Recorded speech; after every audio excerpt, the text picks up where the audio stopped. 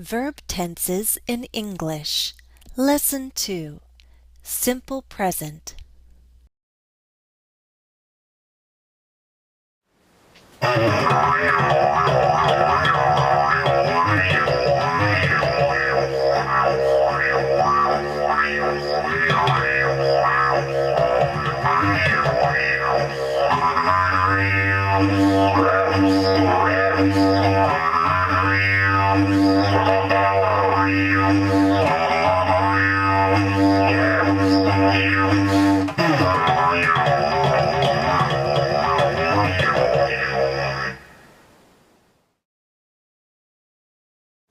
You just heard Erik, my friend and neighbor, play an unusual instrument. Now I'd like you to listen to a conversation between Erik and me. Pay attention to our use of verbs. After you're done listening, I'll ask some questions to check your understanding.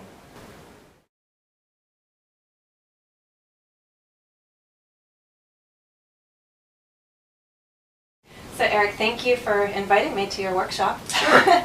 And I have to ask, what is this? What is it called? This is the new. It is a chromatic didgeridoo that I invented. A chromatic didgeridoo. What does that mean? It means it's a cross between a didgeridoo and a saxophone. I know what a saxophone is. I'm not sure I know what a didgeridoo is.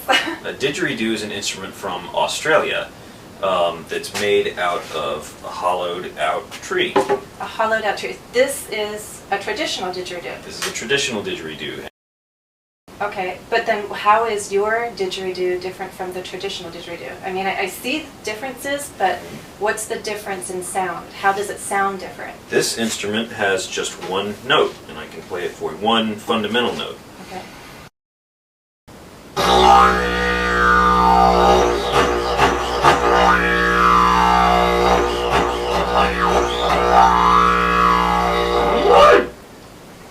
And this instrument That is so cool. This instrument has many different keys, and I can play all kinds of different notes on it.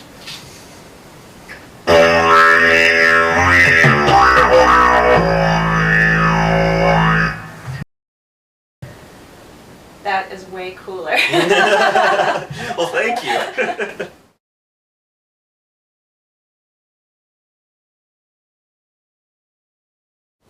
Let's see how much you remember from the conversation.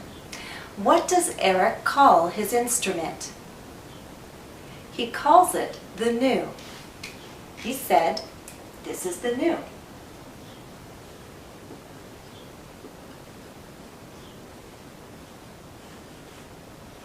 Okay. Which two instruments is the new similar to? Do you remember? Erik explains that the new is a cross between the didgeridoo and the saxophone.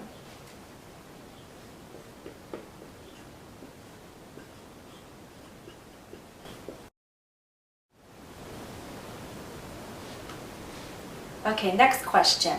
Where does the didgeridoo come from? Which country? A traditional didgeridoo comes from Australia.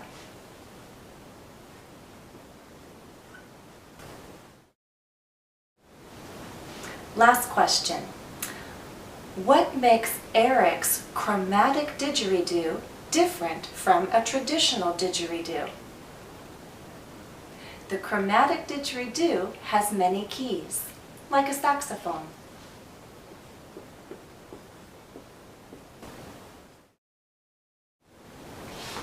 So let's talk about the verbs. Is, comes, has. These are all examples of the simple present. Why do we use the simple present in these sentences? This is the new. It's a cross between the didgeridoo and the saxophone. It comes from Australia. It has many keys. These are all facts. And stating present facts or general truths is one of the most common reasons for using the simple present. Let's talk about other reasons. Now look at these two examples. I see Erik and his family very often. I'm very comfortable when I talk to Erik. The purpose of these statements isn't really to state a fact or express a general truth. Here, I'm explaining an activity that happens very often. I see Erik and his family very often.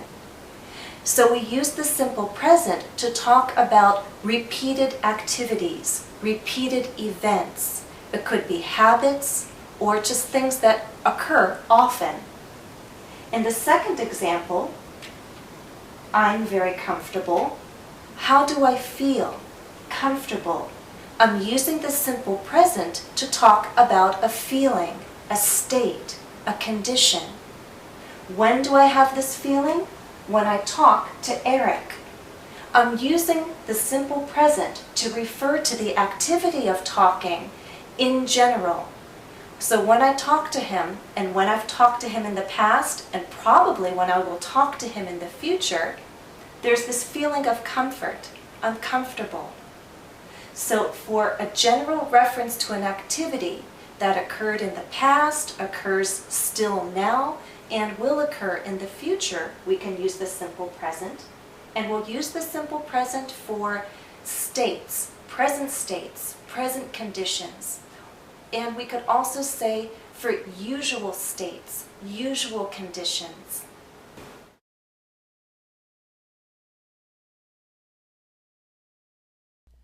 Once again, we use the simple present to state facts and general truths. Present habits. Activities and events that happen frequently or regularly. And present or usual states, feelings, and conditions. Let's also take a moment to review form. As you know, the simple present can look the same as the base form of the verb, but we usually add an s or es to form the third person singular. For example, I write, you write, he writes. I teach, they teach, she teaches. And we add that es ending when the final consonant sound is a hissing sound or a sound with friction, like ch, sh, x, z, th. And our final example, fly. I fly, we fly, it flies. We change a y to an I when that y follows a consonant. The y changes to an I and then we add es. Some verbs have irregular forms. They must be learned. Let's review the present forms of be, do, and have. I am, you are, she, he is, we are, they are. I do, you do, she, he does, we do, they do. I have, you have, she, he has, we have, they have.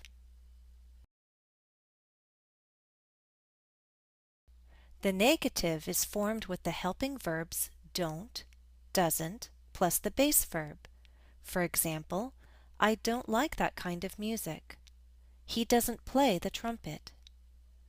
Short answers to yes-no questions also use helping verbs, do, does.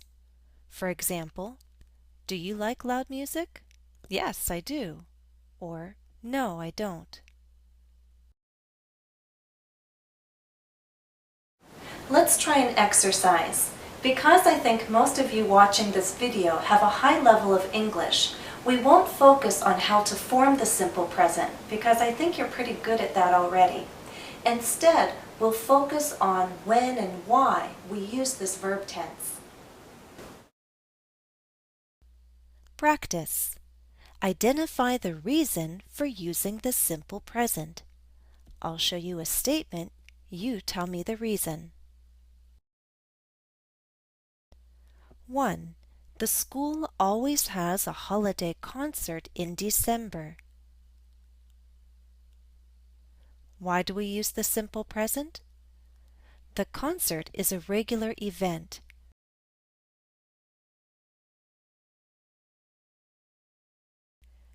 2. A piano has 88 keys. Why do we use the simple present? Because this is a fact.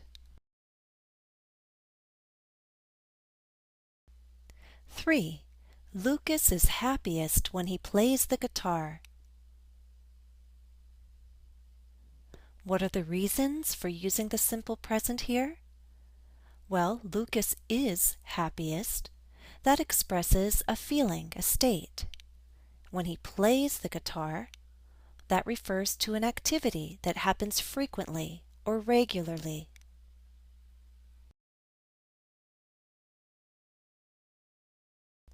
4. A cello player sits to play. Why do we use the simple present here? This refers to a truth, a fact.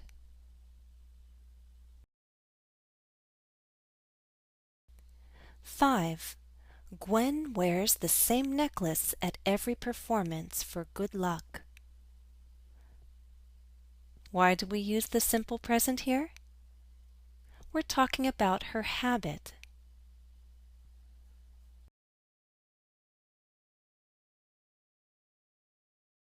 Well, that's all for this lesson. Thanks for joining me. I hope you'll continue to watch this series to learn about the other verb tenses in English. Happy studies!